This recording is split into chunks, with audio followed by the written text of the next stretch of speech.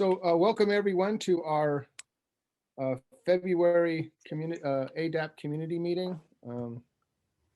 We're real pleased to have you join us.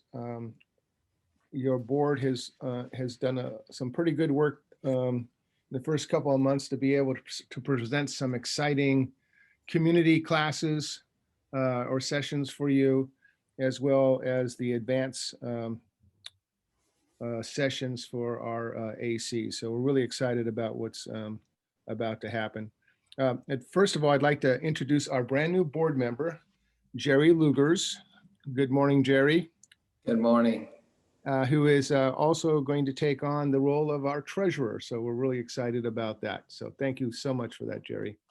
You're welcome. And I've worked with you before, and I know your talent and your skill set. So you're a tremendous addition to our board.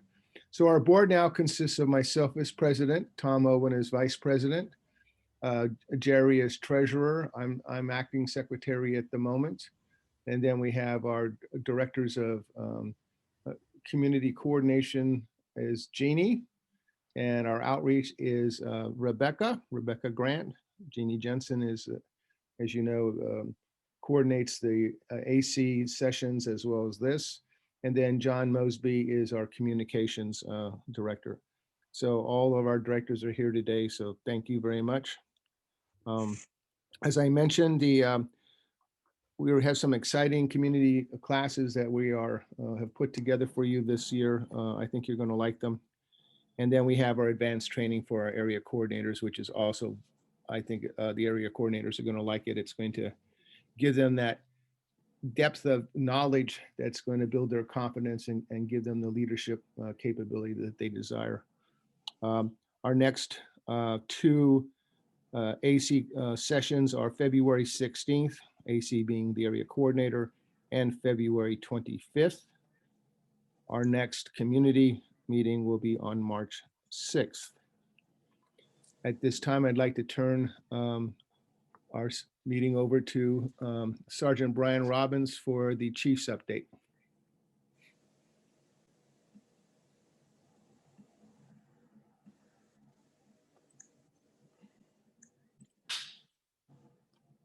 Brian, can you hear us? We can't. I think he's figuring out his mic. He's working on it. Okay, cool. In the meantime, just to take a step back, A.D.A.P.T is the Atherton Disaster and Preparedness Team. We're here on a volunteer basis, working in partnership with the police and the town to help enable residents and surrounding neighbors in different towns to be prepared for disasters that are expected and also unexpected. So just trying to provide resilience, a resilient attitude and mindset, as you talked about earlier, Tom, and then also provide very tactical and literal suggestions on training, supplies, processes, and everything in between. Mm-hmm. So thanks for being here. And I can tell you that, we have a very, very hardworking board that's, as I said, is putting together some fantastic training opportunities for you to get the knowledge that you want for yourself and for your family and for your neighborhood. So any suggestions you have, we are always open to suggestions. If you'd like to help us put on presentations, or I know we have a couple volunteers for our new YouTube videos that'll be coming out. So if you'd like to be a movie star, we have openings for that. And Brian, are you ready? So updates, not much as going on. Still working on obviously the part-time volunteer certification for A.D.A.P.ters. Along with that, flock program is going swell. We have at least an additional 8 cameras that will be coming online in the next couple months. So the town is going to be very, very well protected, and lots of follow-up interest going. So there should be more in the future as well. What is the flock program again for folks? That is the ALPR camera system, the license plate reader system. The town started with 19 cameras that they initially purchased. and we are now up to approximately 26 in town, with the additional ones being purchased by residents. Thank The you. Department, or myself and Detective Sergeant Cochler have identified several other spots in town where we'd like to have cameras. So anyone who would be interested in donating and funding a camera, feel free to reach out to me. My little plug for the day. And then with that being said, while we haven't had any of our usual burglaries with the burglary crew that we were familiar with that was going up and down the state, we have had your normal, as of like going into a garage, taking your bicycles, open pool house where someone had left 4 brand new TVs still in the packaging, things like that. Just as a reminder to everyone, always make sure you lock your doors no matter where you live, Atherton or a small town out in the valley. Crime can happen anywhere, and the best way to avoid it is to make sure that you have a secure home. With that being said, nothing else of note from the chief. We're very happy with a couple additions to the department recently. And yeah, that's all I have for so far. Well, thank you very much. And again, give our salutations to Commander Larson and Chief McCauley. So without further ado, I would like to introduce one of our board members, John Mosby, who is going to give us the presentation on staying in touch today. In other words, communications basics in a disaster. So John Mosby, it's all yours. All I can tell you is John Mosby is an SME. He's a subject matter expert on communications, and we're thrilled to have him on the board and making this presentation today. Yours, John. Real quick. Yeah, please. This is a very introductory training that John is heading up, but everyone please type in your email addresses in the chat if you want this recording, if you want to engage further on radio communications, because this won't be the last. He has a lot of other trainings in his arsenal that we're gonna use, and start writing down any questions now. We may have time for a few questions at the end. Good point, Jeannie. Yes, John has put together a tremendous program for us. Again, thank you, Jeannie. John? We ready? Thank Yep. you both for that wonderful introduction. So this is the most basic form of communications that we can get into for just general public. You don't need a license or anything to start out with. As Jeannie pointed comments or questions in the chat area, we will get to them at the end of the presentation or at the end of the meeting. And this presentation is either available or will soon be available on the A.D.A.P.T. website. So I didn't want to use the term communications because that's kind of a scary, what kind of a radio do I need, or so on. But you don't need a radio to communicate. We're communicating right now by voice. Some people can phone into this event. You can't hear it on the radio right now, but those are the 3 basic things that we're going to cover this morning. So, voice. What you want to do is check yourself after a disaster or after a major earthquake or disaster. You want to check yourself, make sure that you're okay. You want to call out to your family if they're home, or get a hold of them somehow, make sure that they're okay. And then you want to check your neighbors, mainly on either side of your home, because if your neighbor's home is in jeopardy, it may spread to your house. So you want to check on your immediate neighbors, and maybe the neighbor across the street. You don't even have to leave your house to do that. Open the window and yell. Yelling is perfectly acceptable in a disaster, to check on people and make sure that they're okay. and to let them know that you're okay. The next item is telephone.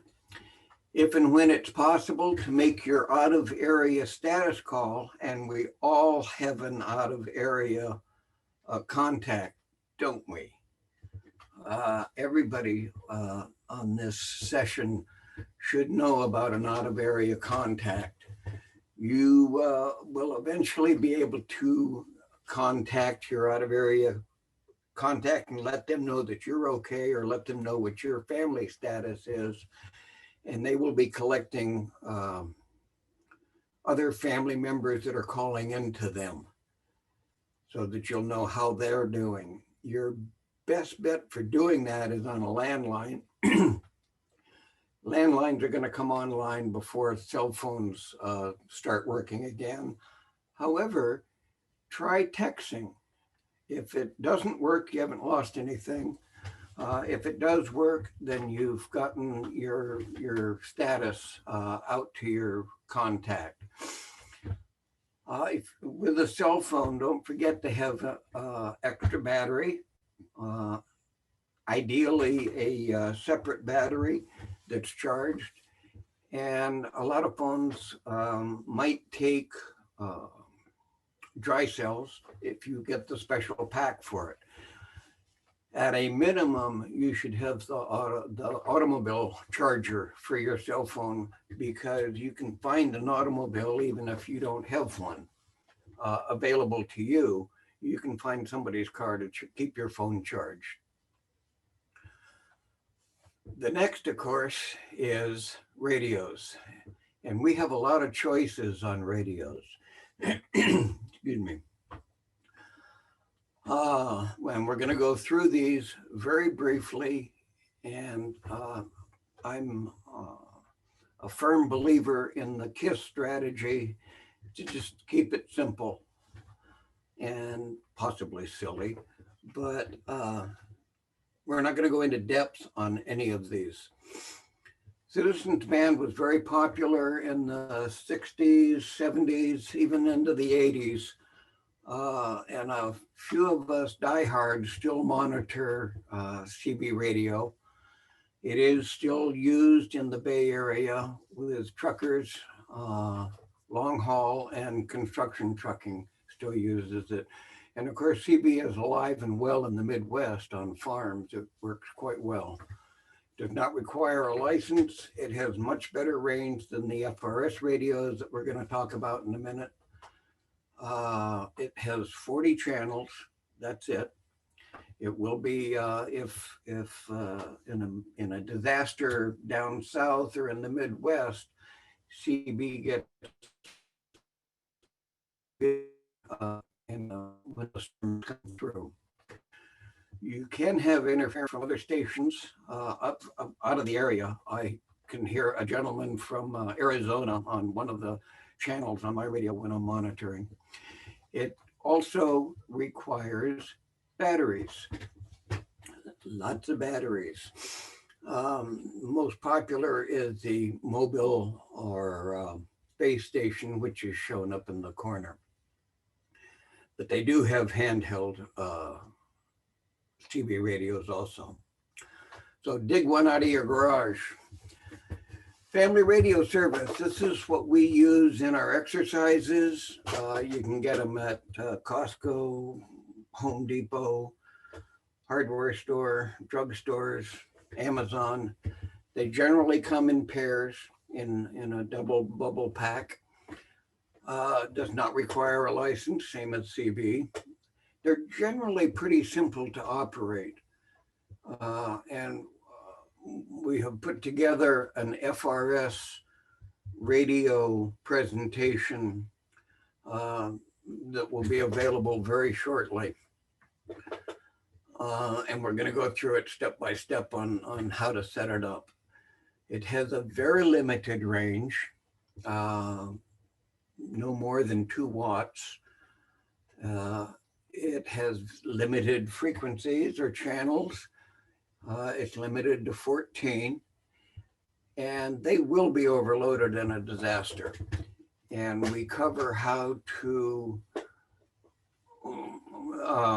manage your channels in the FRS sessions.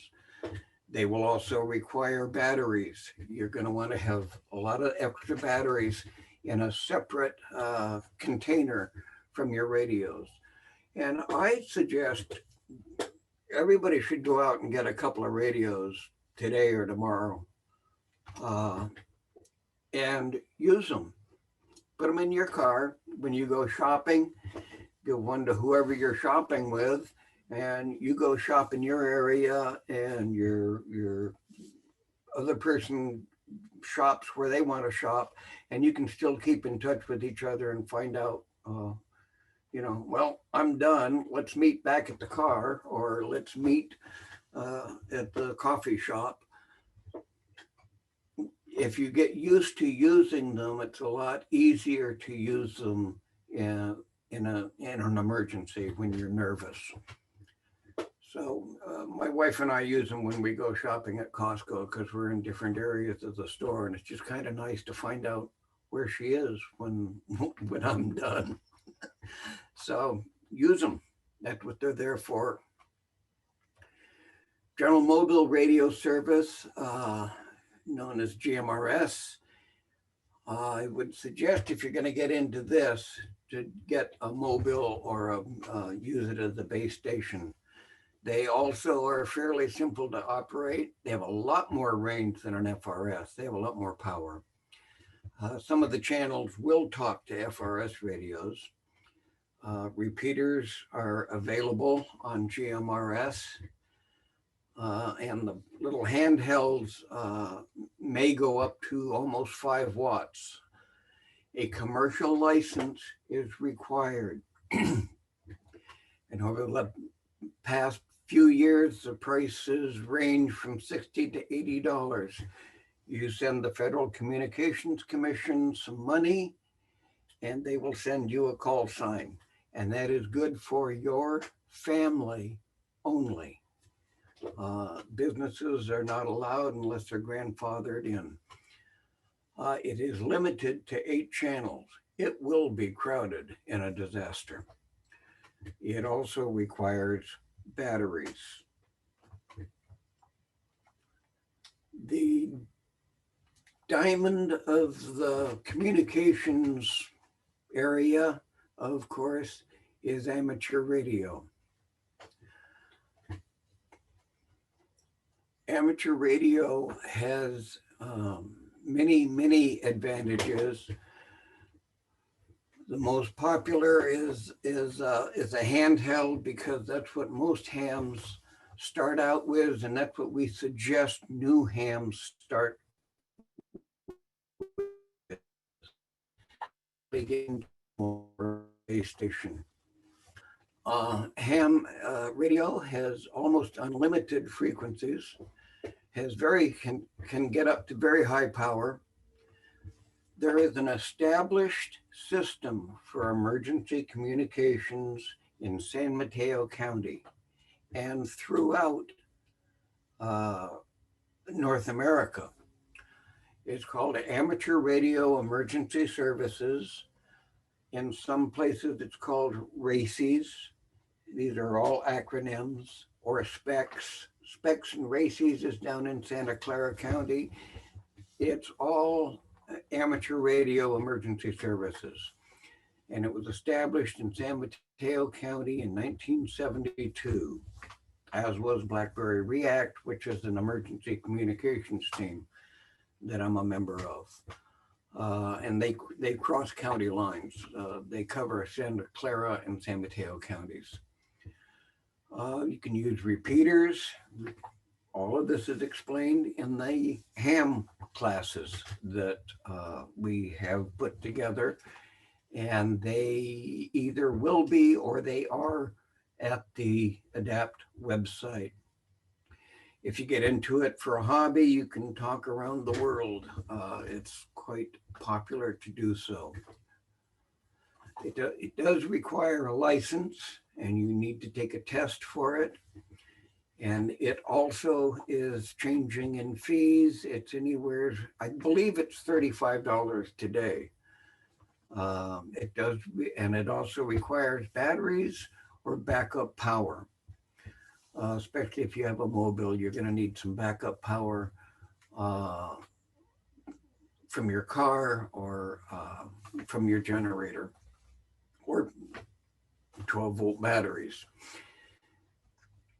So here's some suggestions for the next step. Take your time and figure out how involved you want to get into communications. You want nothing to do with radios? That's fine. That's not a problem. Just check on your neighbors on either side and your neighbor across the street, and just help each other that way. If you do want to get into it a little bit, yet you're not sure, check and see if that old CB and gathering dust in your garage is still working. Hook it up and check it out. Some form of communications is better than none at all. So if you can get a CB radio working, you're halfway there. Get a pair of FRS radios and start using them today. Don't keep them in the bubble pack. Unpack them and get them working and use them. Use them around the house, use them around the neighborhood. Find out how far you can go from your house down the block, and still get good, still hear each other. You may want to get into GMRS. It's not strongly recommended, but it is a form of communications that is quite reliable. And then, of course, you may want to sign up for the CRAM exam, which is a one-day session, starts at 9, ends at 5. You will study the questions that the FCC will ask you for your amateur radio license, and you will study the questions and the answers. And at 4 o'clock, you'll take the test. They have a 90+ success rate. When you leave, you will know that your call sign will be in the mail. The classes used to be held in person. During COVID, they are now online, and we have a couple places for you to check out at the end. And if you miss that, go to the website and download this and look at the last page. You can sign up now for FRS 102, 101, 2, and 3, along with ham radio. The 001 is got your license. No, 102 is message handling. Message, and anybody can take any of these. The first time I did ham 101 several years ago, half of the people in the class were not hams. They were interested in ham radio, so they took the class of ham 101 and 102. But 102 is message handling, and message handling applies to every form of communication that we've talked about today. So feel free to take 102 if nothing else. There you go. Copy the next slide for equipment suggestions. This is also on the A.D.A.P.T. website. Nothing here is endorsed. It is suggested from experience. There's several good brands of CB radio. Any one of those 3, Cobra, Uniden, Midland, there's probably a couple others. These are all good, solid radios. You will give you many years of good communications. We're suggesting the Midland 50. There's a Motorola model that costs about the same, but the Midland comes with a lot of accessories and a lot of features that the Motorola does not. Mainly, it comes with an earbud. and a mic so that you can hear in noisy areas. GMRS, if you're going to get into that, we would suggest a mobile unit, the ICOM F221. Amateur radio for a handheld, the FT60 or the FT65 or the FT89 for a mobile. The FT60 and the 8900 are very simple to operate, especially if you're out in the field and you have to make a change. They're easy to do. Antennas for the mobile, GMRS and amateur, a dual band magnetic mount for your car, or an X50 for your home. You'll need a separate antenna for the CB radio. The dual band won't work very well with CB. Power supply for a mobile at home. These are available from Amazon or Gigaparts or Ham Radio Outlet, all of which are available online.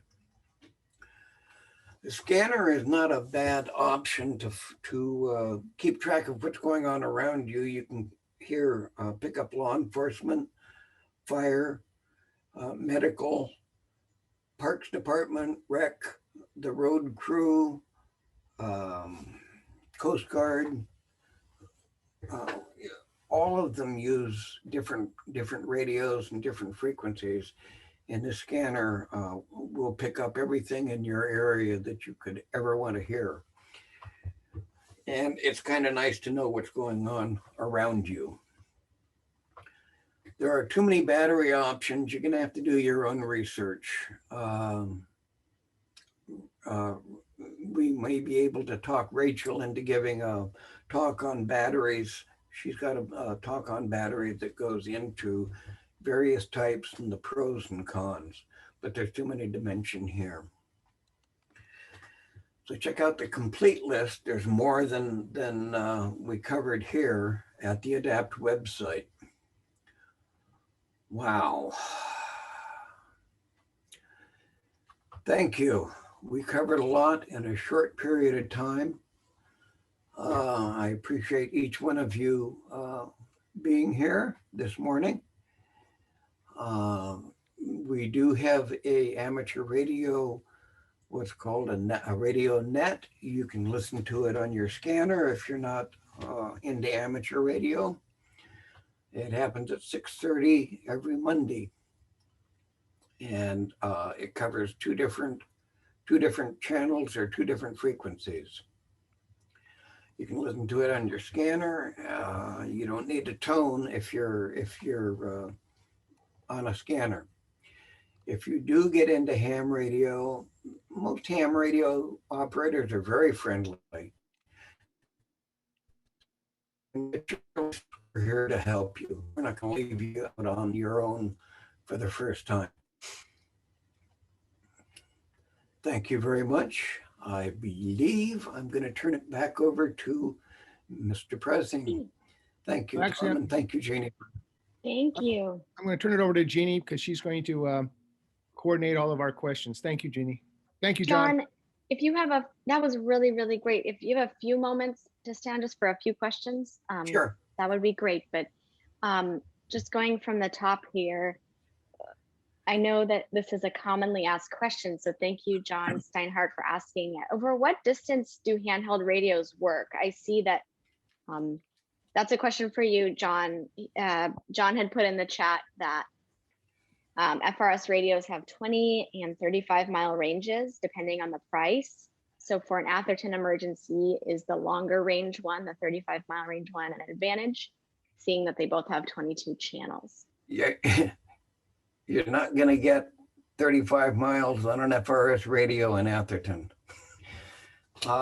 In some areas of Atherton, you might get 2 or 3 miles. But due to the trees and the structures in Atherton and the distance in Atherton, you're going to be lucky to get 1 mile to 3 miles. Perfect. That's good to know because of all the trees, right? Yes. Could you go down while we're talking, just so people can have the URLs to the classes and the test website, just so we can have that on the screen. Great. And then what about wildfires? How long do text and cell services, during the wildfires, how long were text and cell services offline? That can be a question for a few people on our board, if anyone knows. Yeah, that's kind of hard to say because it depends upon where the cell tower is in relation to the fire. If the fire overtakes a cell tower, then you don't have a cell tower to contact anymore. If it's not affecting the cell tower, assuming the cell tower has power, you should not have any effect on it. Good to know. Okay, great. Let's see. Can we go down to that slide here? Let's see if it was slide maybe 13. Let's see. Keep going. Jenny, while you're doing that, maybe a little color for the last question. The cell towers, if they're in the affected burn area, are certainly going to be offline, right? Because you've got power constraints, and you also have the backhaul, which is the internet connection to those antennas that bring your voice all the way back. What the phone companies will do in large disasters is bring what they call a cow, and I'm not making that up. It's a cell on wheels, and they've got mobile towers on trailers that, in a situation like the Paradise or the campfires or things like that, once the scene is secure and we're moving into the rebuilding phase, the phone companies will bring in these cell on wheels, these cows, and set them up so that there is connectivity, not only for the residents to help get themselves back in shape, but also for the first responders and the second responders to organize the efforts to get these things cleaned up and rebuilt. But as John Mosley was saying, understand what our radio options are, because the antenna in your hand talking to the antenna in someone else's hand will continue to work even when the cell and the landlines have come down. Yeah, good. Thank you, Tom. Thanks, Tom. Let's see. It might be slide 12, John. We go to that one. 12. Let's see.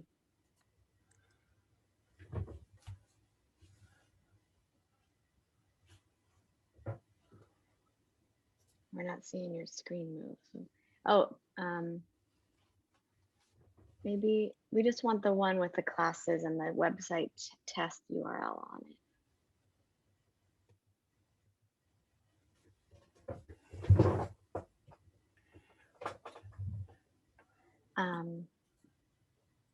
Cameron, I see you. We're going to get that up for you. John. Oh, is it frozen or something? That's weird.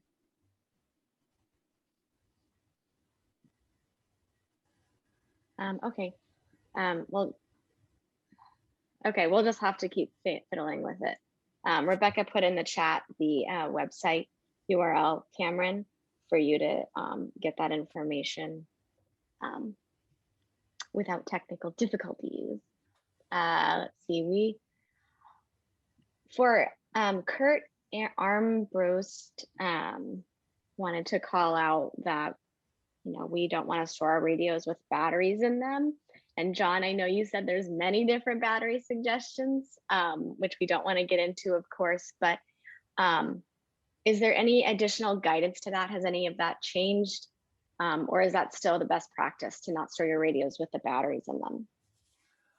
For the FRS radios and the handhelds, handheld radios usually have rechargeable batteries. And so you're going to want an extra rechargeable pack, and you're going to want to make sure that it stays charged. And then you're also going to want to have the FRS radios will usually accommodate, if you take out the rechargeable battery pack, it will usually take AA's or AAA batteries, depending upon the model that you have. And so you're going to want a little baggie of AA's or AAA batteries as a backup, as a third backup. And on the amateur radios, there is a special battery pack that will accommodate AAA batteries. And you're going to want to get one of those and have some AAA batteries in a baggie. So the answer is have a lot of batteries, Have a lot of like batteries. you said in your PowerPoint. Yes. And they can be the AA's and AAA's, they can be ever readies or any decent brand off the shelf is fine.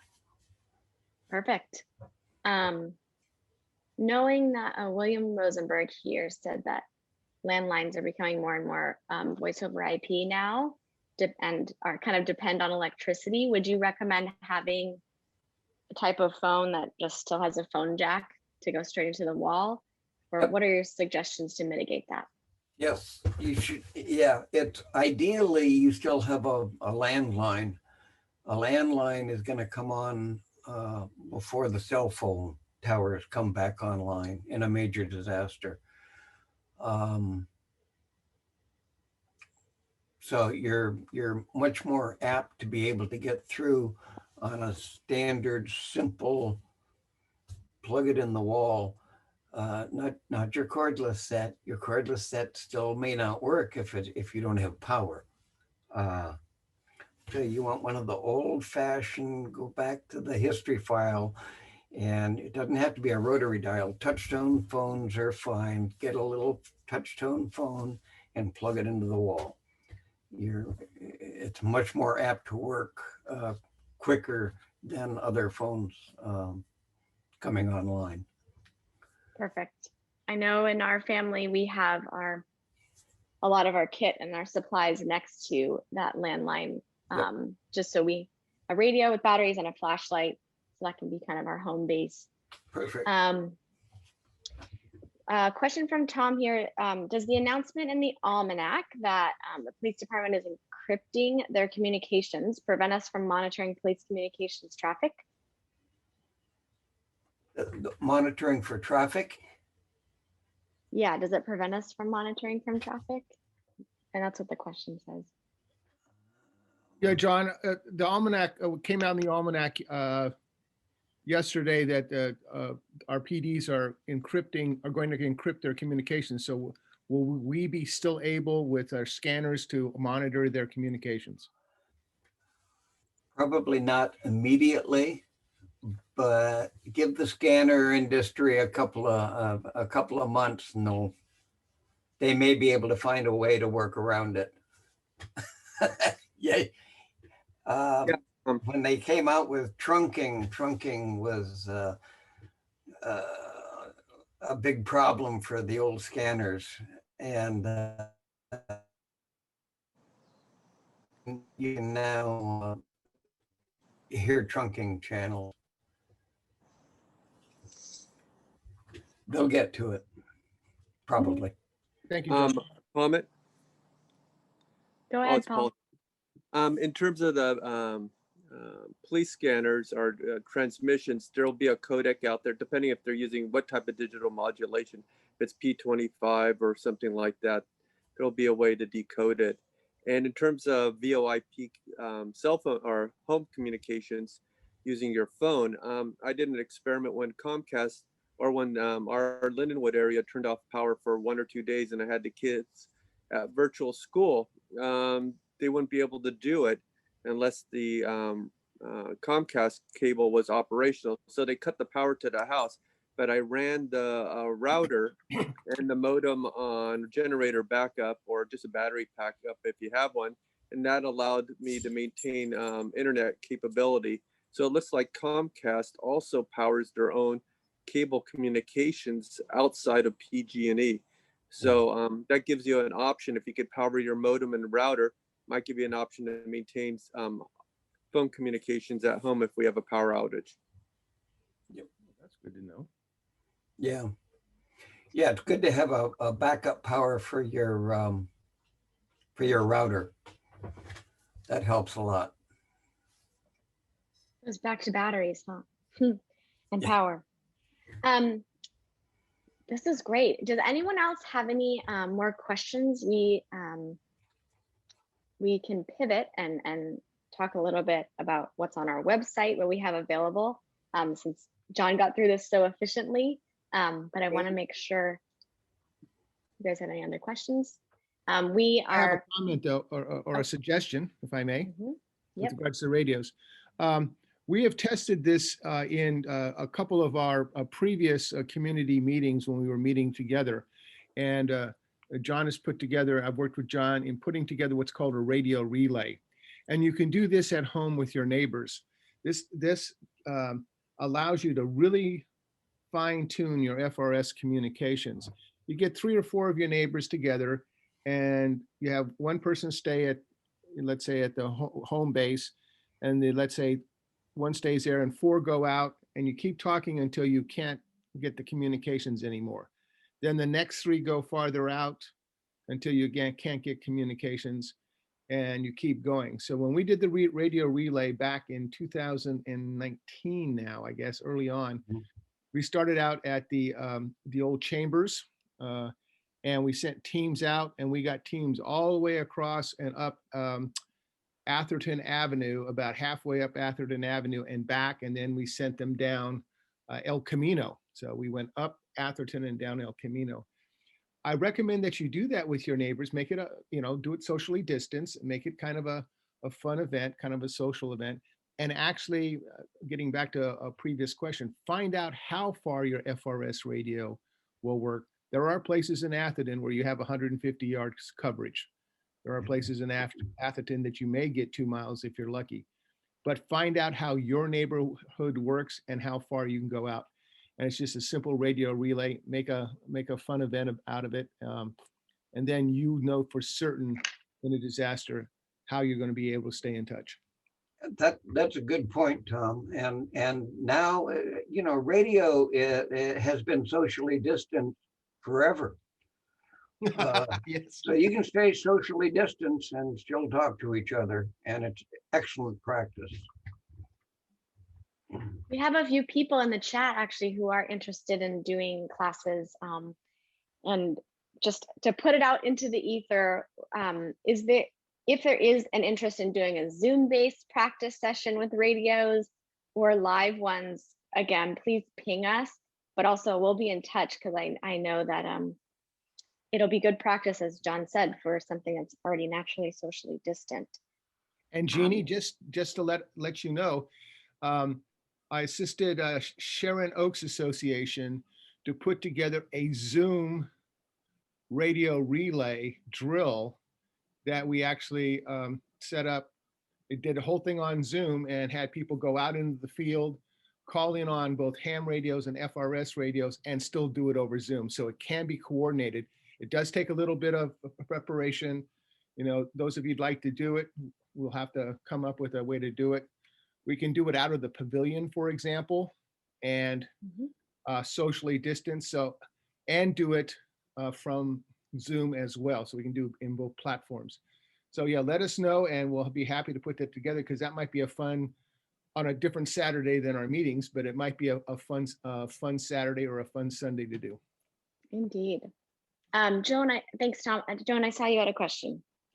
I have a question for you, John. If you take the online CRAM exam class, does that allow you to also take the exam? What was the last part? Does it give you the chance to take the exam at that time? Yes. Okay, so what is the site, or where do you go to look? Amateur radio licensing information is, I'm going to make a copy of it and put it in the chat. Okay, thank you.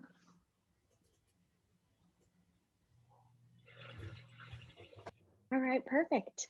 John, that was immensely helpful. You guys, there will be more to come. I know that my radios are brand new and have dust on them collecting, so I want to make sure that I can figure out how to use them soon. So John, I'll be in touch with you at the very least.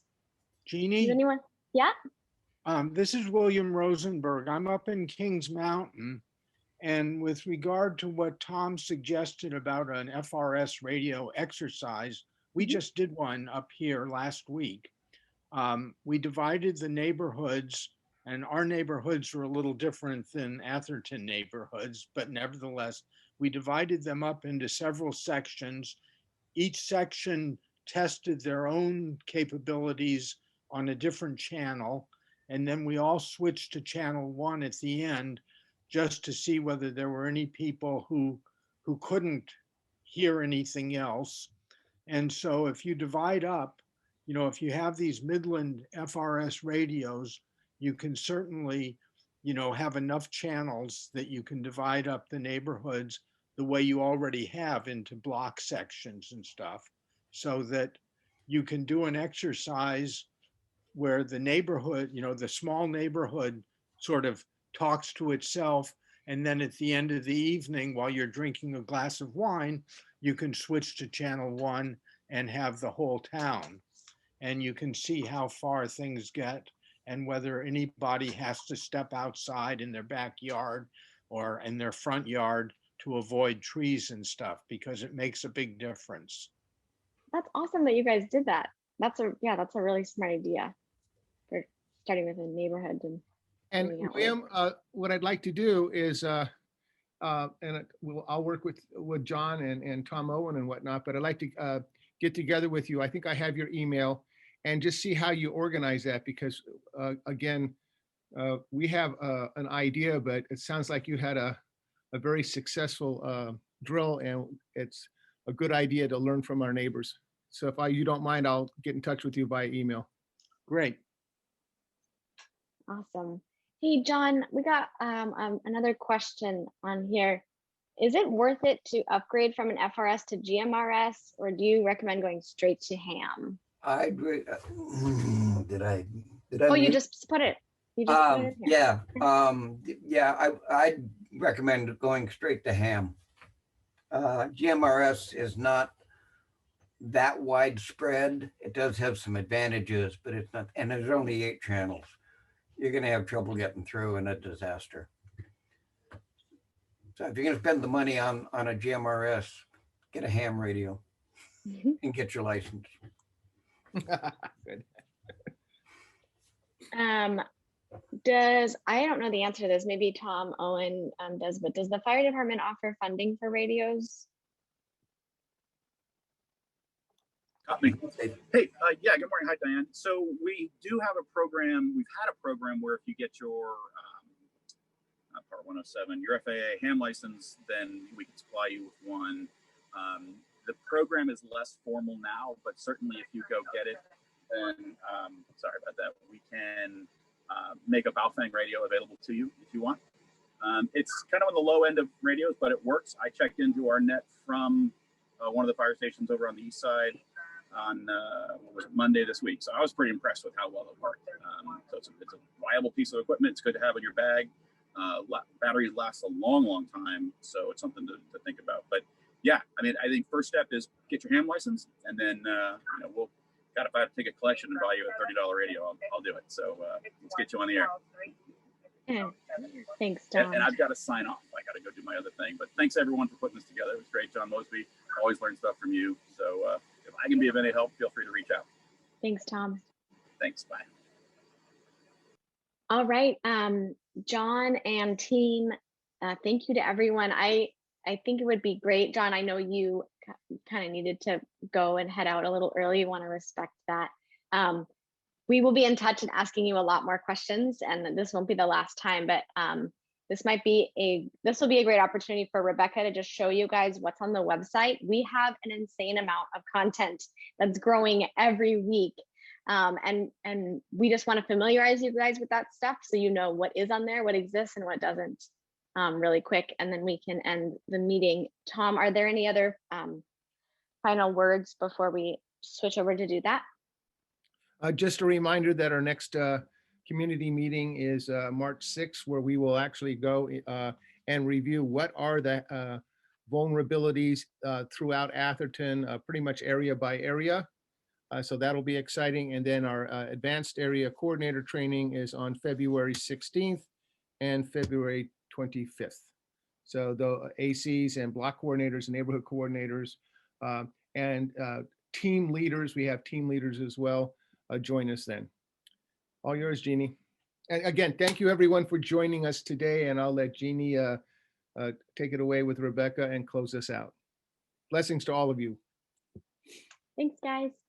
Stay on if you want to see what's on the website, or if you like hearing us talk. Stay on. And John, feel free to sign off if you need to go. Thank you. I just want to say thank you to John. That's incredible. And I was about to buy a GMRS, and now I'm going to ham cram. So I'm really excited about that. A few people have asked, where do I find X, Y, and Z on the website? And so I just thought I would take a quick second to show what we just added, which is a search feature. You can all see my screen. Yes. So up here in the top right, and if you're on a mobile, it'll be a lot bigger because it takes up most of the top half of the screen. You just click on the magnifying glass. And if you're looking for radios, for example, it pretty much takes you right to the page as soon as it loads. So if you're ever curious about how to find something, that's a really easy way if you know it exists. If you just want to browse, there's a lot of interesting material from our previous meetings here under events. Upcoming meeting information is here. And then we also have archives. So if you click on the archives page, you see all the past meetings. If you say, oh, I think this was mentioned in the December meeting, but I don't remember who said it or what the handout was. This is where all of that stuff is. So you can get to the PDFs of the checklists, you can get to the recordings of the videos, anything from a previous meeting there. So that's handy.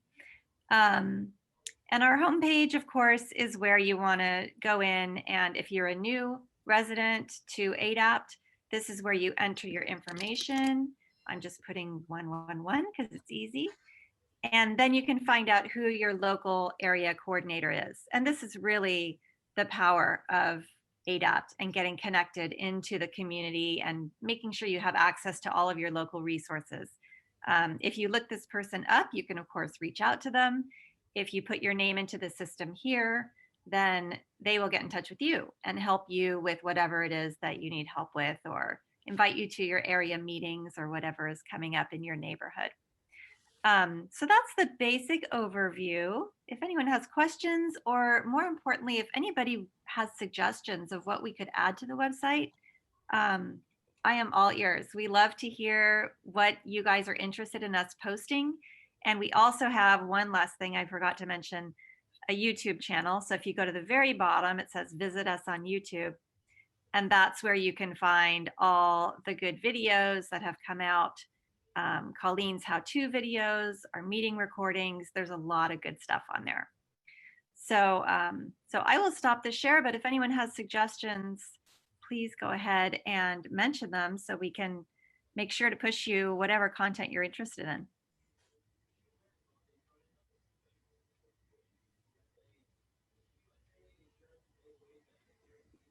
Scott said, great work on the website. I agree. Thank you. I can't believe how much you guys have up there already. It's amazing. Done a really good job. And as Tom said, we're looking for video stars. We have a few scripts of ideas. Well, they're actually more than ideas. They're fully formed scripts ready to be read. So if anybody would like to be on our YouTube channel as reading a script, a how-to video, or if you'd like to write your own script or record your own video, reach out to us. We have a lot of things that we want to get up there and not enough time to record them all. So we'd love as much help as we could get. Thank you. Any final questions for everyone? Looks like we might end a little bit early, but now's your chance. One quick comment. This is Paul. Mm-hmm. Rebecca, and thank you very much. And John gave an excellent review today, but I concur with John. go for the ham radio license. Get the license. It gives you the whole spectrum of what you can do. You could always get a GMRS or FRS radio later or concurrently, but the ham radio units themselves are usually lithium batteries. So they say charge the whole year if you don't touch the radio. So it kind of overshoots the need for getting multiple batteries, this type of chemistry or that type of chemistry. They're more dependable. So I'd highly recommend everyone to get their ham radio license, especially now when you have a little free downtime. Thank you, Paul. I appreciate that. And actually, I just took out my FRS radio today to play with it during the meeting, and the batteries are already dead on it. So clearly, I'm not supposed to store it with the batteries in it. I understand that now. And I do think I need a better solution. So thank you. Norman, did you have a question? I'm going to slip in here because I agree with what Paul said, but don't get your ham radio license and then just sit on it. Use it. Get involved. Good. Call me. Yeah. On the radio. Norman, did you have a question? I did, and I was going to ask, I think Rebecca said, if we had any suggestions, get in touch with us. And I was wondering, how do we get in touch with you? Rebecca, there you go. Yes, I'll put my email address in the chat, but you can also contact any of us with the information on the website. So I'll put the website URL and my email address in the chat. It's ADAPTdirector2@gmail.com. I will put it in there. Thank you, Norman. We are really encouraged with our A.D.A.P.T. community starting to step up to participate in some of the activities we are planning for this year, including, being video stars. And I think this is going to be, even with the COVID, I think this is going to be a really strong year for us. I think we're going to see some tremendous growth. So thank you to all of you. Have a great day. Signing off. Jeannie? Oh, yes, Joan. Yeah. This is a suggestion for Rebecca. I store the FRS radios for our area, and I leave the rechargeable batteries in the radios, and then every quarter I bring them into the house and charge the radios and then put them back in storage. And so your radio will come with the rechargeable batteries, and so far I haven't had any trouble. It's been like 4 or 5 years. So you might try that. I appreciate that. Thank you, Joan. I will do that.